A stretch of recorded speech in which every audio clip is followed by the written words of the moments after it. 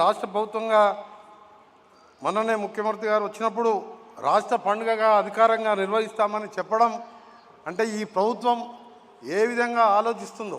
చౌదరి గారు మమ్మల్ని కోరలేదు, మా ముఖ్యమంత్రి గారిని కోరలేదు.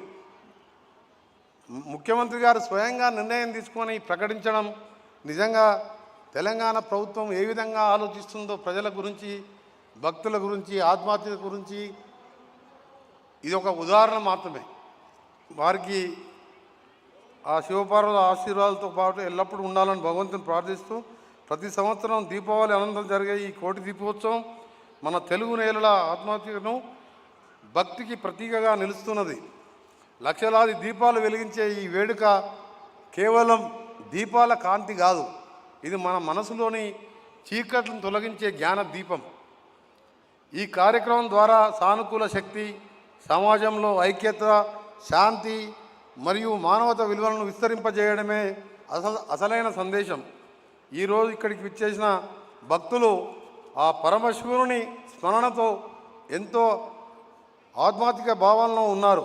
తెలంగాణ రాష్ట్ర ప్రభుత్వం ఈ విధమైన సాంస్కృతిక ఆధ్యాత్మిక కార్యక్రమాలను ఎల్లప్పుడూ ప్రోత్సహిస్తూ ఉంటుంది.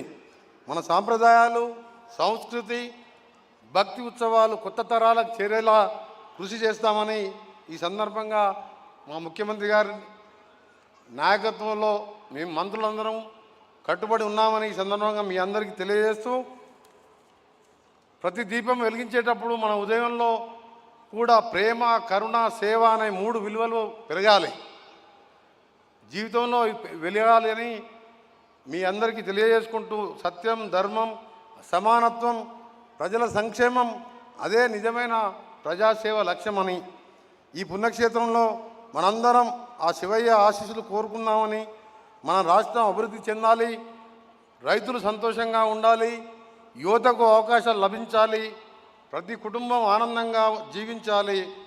మరొకసారి ఈ మహోత్సవాన్ని ఘనంగా నిర్వహించిన నిర్వాహకులకు ప్రతి ఒక్కరికి, ఇందులో పాల్గొన్న వారందరికీ కూడా అభినందన తెలియజేస్తూ, మీ అందరికీ కూడా ఒక శుభవార్త. శ్రీశైలం మల్లన్నని దక్షిణ కాశీగా పేర్కొనే మనం శ్రీశైలం పోవాలంటే గంటల సమయం పడుతుంది.